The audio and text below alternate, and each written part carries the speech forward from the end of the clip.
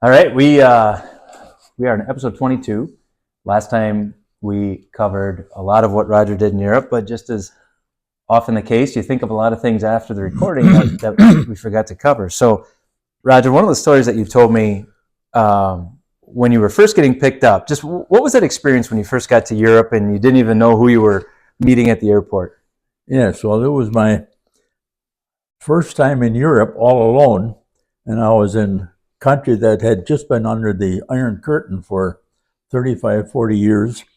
And the Iron Curtain had come down in 89, and I was there in 93.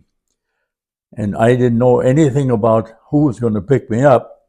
But I went to the airport, I looked around, and this was the old airport in Warsaw. It wasn't, they have a nice airport now. And I saw a real small lady with a sign that said VOCA. And VOCA was the agency that sent me over to Poland the first time. They paid the first trip over there, and then after that, your host had to pay for your airplane transportation and give me food and so forth when I was there. So we got in a small car. This was Alex's mother's car. Zasha and Alex didn't have anything. They lived in the house that we saw in one of the previous episodes. And we drove to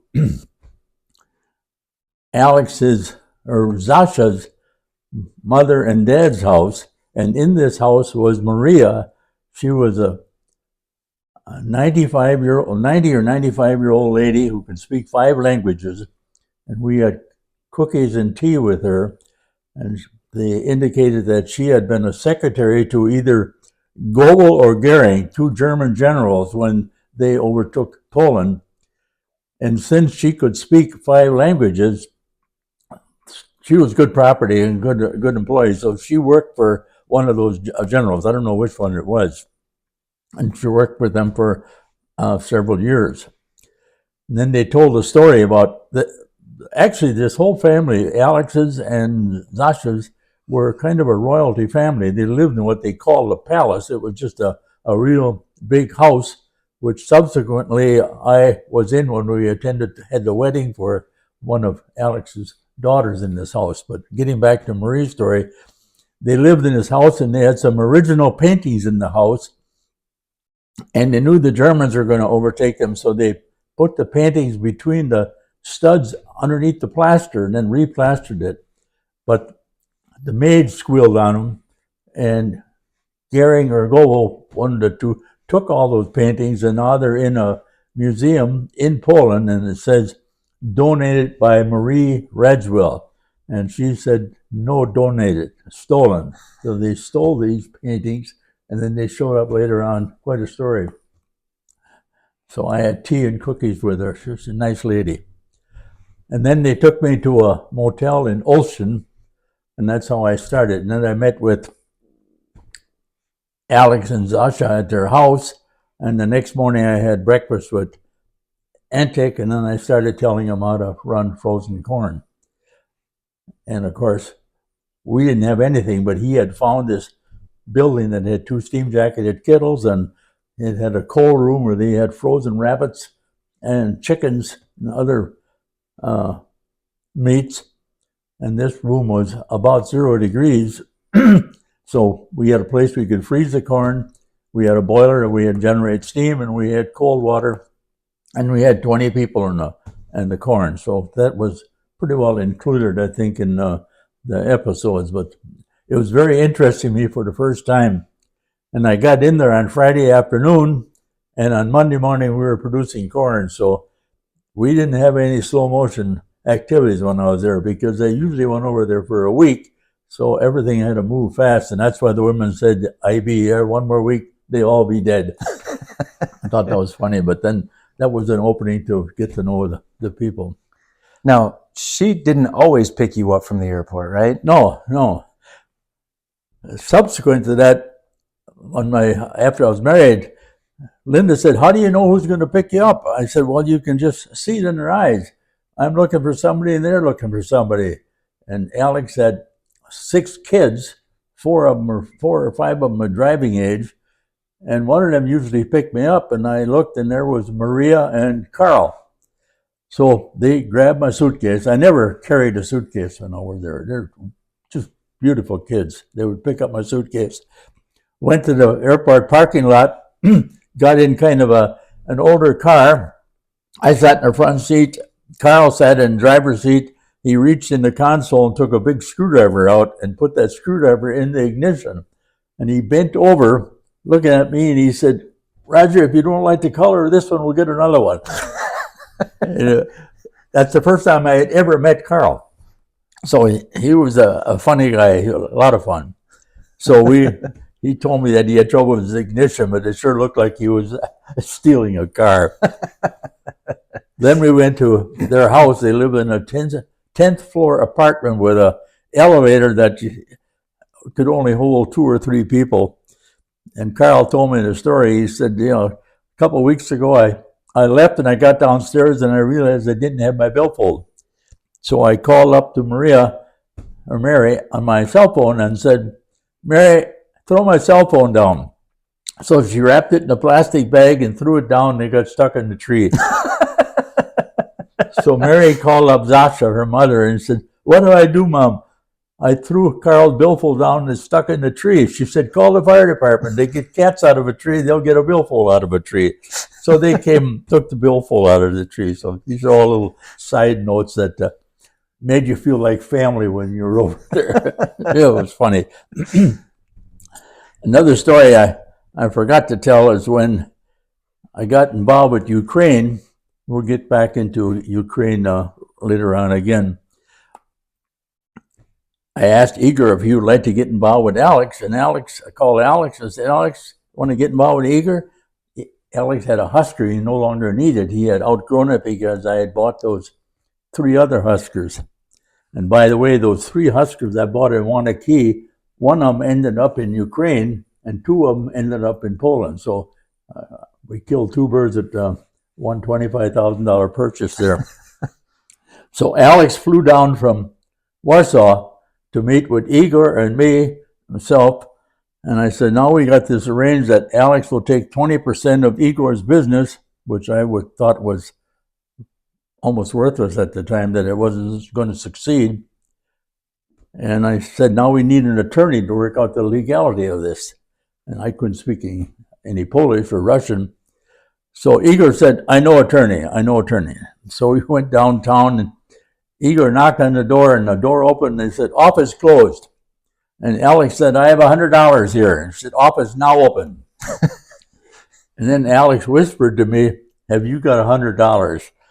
I said to Alex, "Where did you get that?" He said, "Norval said, if you ever have trouble in Europe, just say you have $100. I said, "Did he tell you the rest of the story?" He said, "What's that?" I said, "You're supposed to have the $100.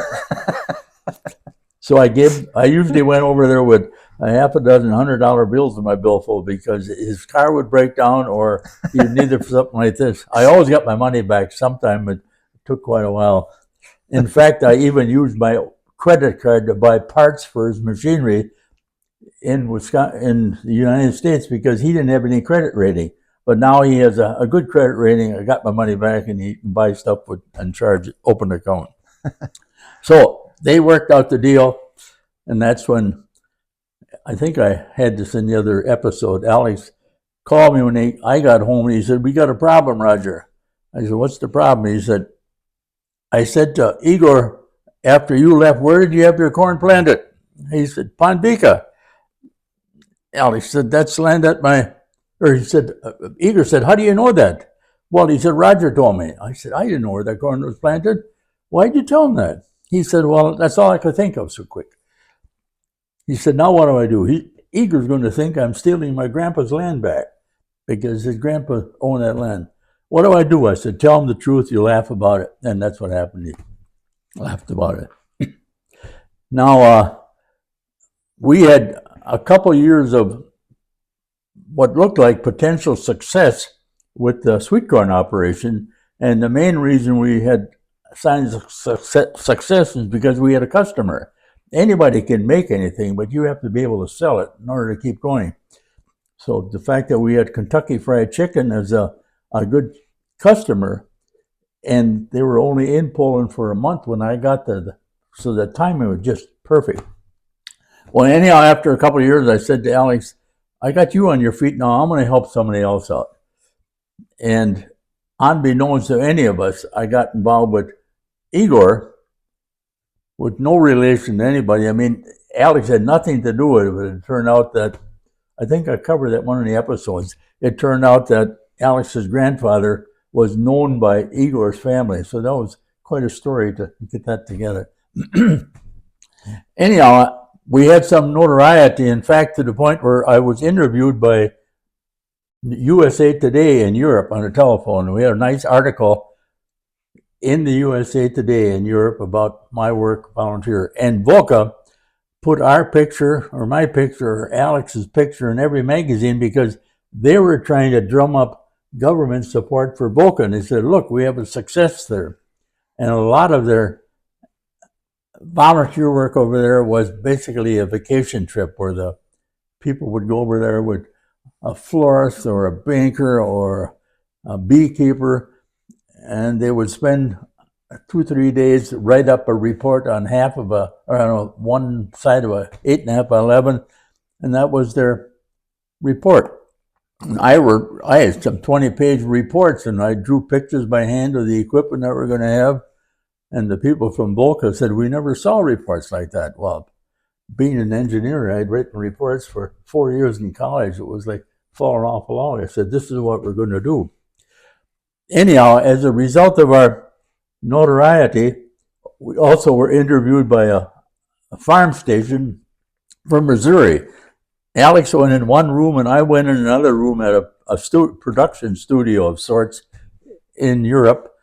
And we were interviewed by this farm station in Missouri.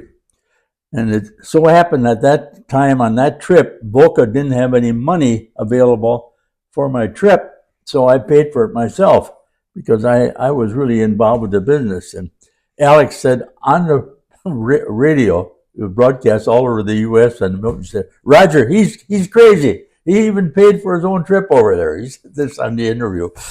So then the farmers would call in while they were milking. It was 6 o'clock in the U.S. in the morning, and it was like 1 o'clock there in the afternoon. So that was my way to get publicity for Volca, the USA Today article and the farm station in Missouri. Now, as a result of our success, Volca said, we would like to have you go down to Bulgaria. There's a fellow by the name of Theodor Ivanov and Alex Trenkov that want to get involved with corn. Well, what happened, Theodor Ivanov's mother and dad were veterinarians, and they had some money. First time I got there, the father of Theodor said, design us a corn plant. I mean, that's the first, instead of saying good morning, he said, design us a corn plant. I said, well, wait a minute, there's a few things we have to do first. Theodor's father and mother were both veterinarians. They got their money. There was a shipload of lambs that got a disease. And Theodor's dad bought that shipload of lambs, and he figured out a way to cure the illness of those lambs. And that was a valuable cargo that he ended up just by sticking his neck out and saying, hey, I can save these lambs. So I got involved with one Saturday night. Theodor said, we're going to have a dinner at a friend's house. We had a dentist and a policeman and Theodor Ivanov and his mother and dad. And of course, I was out of it. They were talking, we were eating roasted rabbit, which tastes pretty good, by the way. And they were talking in Bulgarian, and I was sitting there kind of left out of it. And I had a cork trick with 2 corks from a wine bottle. I don't have any here, but the trick is put them between your thumb and your forefinger and change hands without releasing the corks. It's a nice trick and a good attention getter. So I finally got my corks out at the dinner table. Now I had all the people, and Theodor's mother, she was bound and determined to get that cork trick. And I told her the next morning when she was sitting in the bathroom to work on it. And at lunchtime, she said, got it. And she showed me the cork trick. So a little side. Now we're in Bulgaria, and I think I told a story about Trenkov, didn't I? And the manager of that plant. I don't think so. Well, Alex Trenkoff wanted to can corn. So I got some equipment. I got a corn cutter, and we had 20 gypsies, and we picked the corn to gypsies, and we canned corn using some of their equipment in the plant. And we had Bulgarian people that had Kalashnikov rifles or AK-15s walking around the plant, and here we were canning corn. And I got along real well with the plant manager, who was a grandmother sort of gal. She was like 65. She had her hair in a bun and she had jeans on, but a real nice lady. She could speak English, and she wanted to use me to get business in the U.S., which never materialized. But we had a nice relationship, and 2 years later, I'll just do a little segue. Alex Trenkoff and Theodore Ivanov came out to the U.S. Here again, Boca sent them over there so they could see our operations in Wisconsin and show them how we process corn and so forth. And it so happened that's the same time I married Linda at our wedding. So they were at our wedding. Can you imagine that two of my hosts from Bulgaria come to the U.S., they're at the wedding, and he stole the show. Theodore Ivanov, he could speak English. He said, Roger, he's quite a famous man. He said the other day, one of his last trips, he was in Moscow with a trip with Khrushchev, and he said, somebody said to me, who's that standing next to Roger? And he said this at our wedding. There was 100 people there. Anyhow, these are all fun things to remember about that. Okay, now I think in one of the last episodes I told you about escorting the 8 Bulgarians. Yeah. Okay. Yeah. Now I said when we get back to Bulgaria, I will come to Bulgaria for 2 weeks, and I will critique each one of your businesses on a 1-day basis, one-on-one. And we get an interpreter. My wife went along. She went along. I didn't finish the story about the grandmother plant manager, did I? I don't think so. Well, anyhow, she had jeans on and hair and a pug. And 2 years later, I came into Frankfurt, and in Europe, they take you to the airport. Oh, that's right. Yeah, Yeah. I think I told you. That's the one he did. Yeah, absolutely. Okay, well, anyhow, my wife was with me that time. That was right after we were married. And this lady said, Roger, and threw her arms around me. And I looked at my wife and said, what do I say? Anyhow, we came back to Bulgaria the next year, and Linda came along, and we critiqued each of their businesses for a day. And one of the hosts that I was with could speak English, so we didn't need his interpreter, who happened to be a professor at the University of Sofia in Bulgaria. So, believe it or not, Linda went with this interpreter who was a professor, and he took her and showed her the whole department, computer department. So it was very nice for Linda while I was working. And I think I told you the story about starting the association in Bulgaria. Yeah, that's right. Yeah. Yep. Okay, so I had a lot of experiences. Now, while I was working in Bulgaria, Boca called me and said, there's somebody in Ukraine that wants to get involved with canned corn. Could you take a side trip over to Ukraine? I said, sure. So I went over to Ukraine, and I met Igor, and we've had some of the stories of Igor. Yeah. And that's how I got involved with Igor. And Igor now has a successful business, employs 165 people, cans corn and peas and various other items.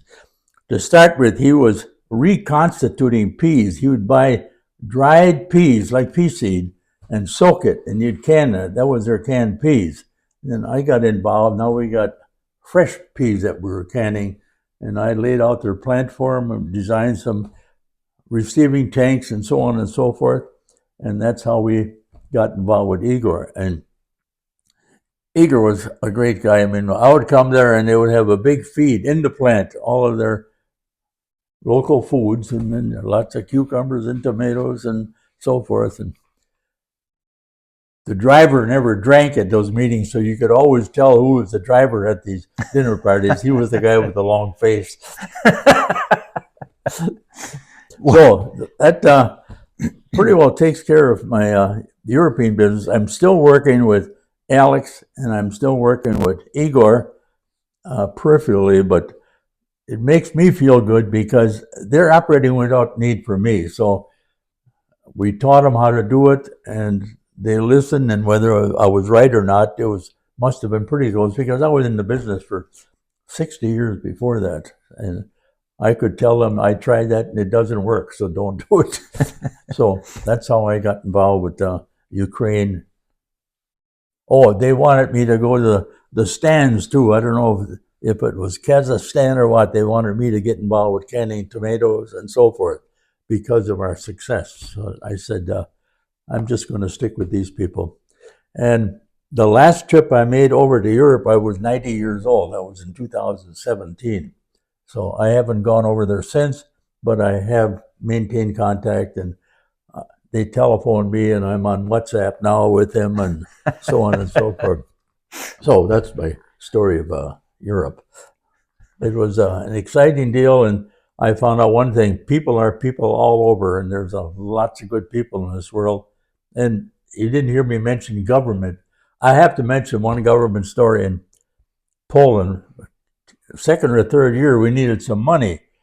He was running on my money and used equipment from our plants.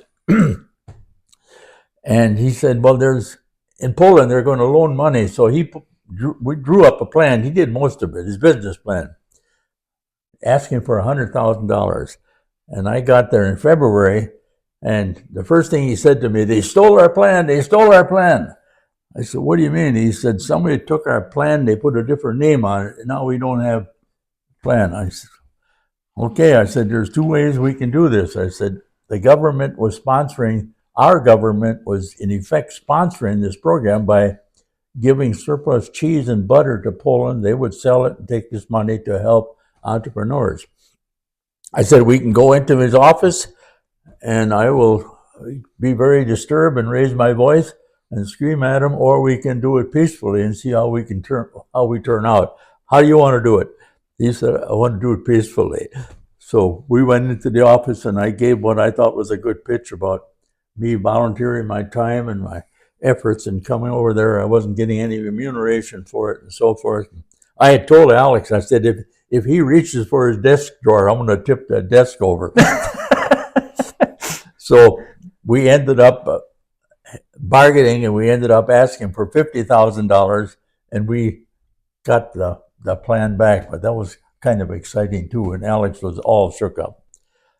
Didn't you have an issue with the passport at one point too? Oh yes, I got a taxi cab ride. Boca said, and I was trying to save money for everybody, including myself. They said it cost about 30 zlotys to go from the airport to Warsaw to the hotel.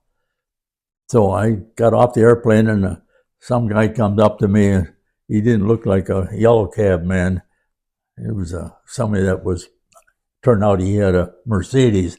I said, how much are you going to charge me? And he mumbled a little bit, and he didn't say anything, and he got in the car. I said, what are you going to charge me? Well, he left me off at the hotel. And here I did something stupid. I said, how much? 80 zlotys. I said, I'm not going to pay 80 zlotys. That's what it is. I said, we argued back and forth. And I couldn't jump out of the car because my suitcase was in the trunk. So finally he started the car. I said, you going back to the airport? He said, yes. So he took me back to the airport.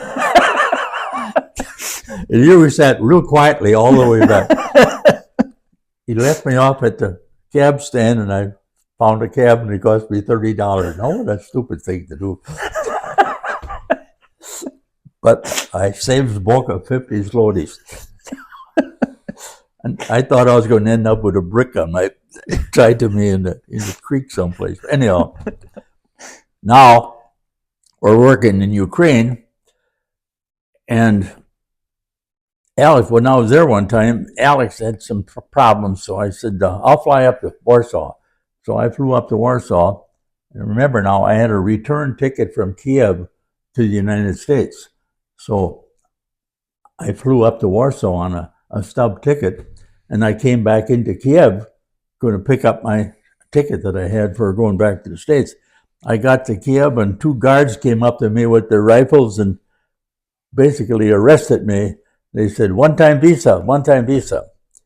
I said, I'm just here to get my airplane ticket. They wouldn't have any part of that. They said, one-time visa. Give me your passport. Give me your tickets. Take your luggage. Stay right here. So naturally, I didn't move very much. I was sitting in the airport. I didn't know what was going to happen, but about 4 hours later, they came and gave me my passport back and my tickets and basically told me to get the heck out of there. So you talk about our open borders here. There's no open borders over there. I mean, I couldn't even talk them into letting me get on the airplane. No. So. And how old were you when they took your passport? Oh, about 80 or something like that. I suppose a real threat, huh? A real threat, yeah. I must have scared anyhow. But when they have pistols hanging from their waist and a rifle over their shoulder, you tend to listen carefully. So I survived that. And there's a few other. Did I tell you about our accident? No. Alex was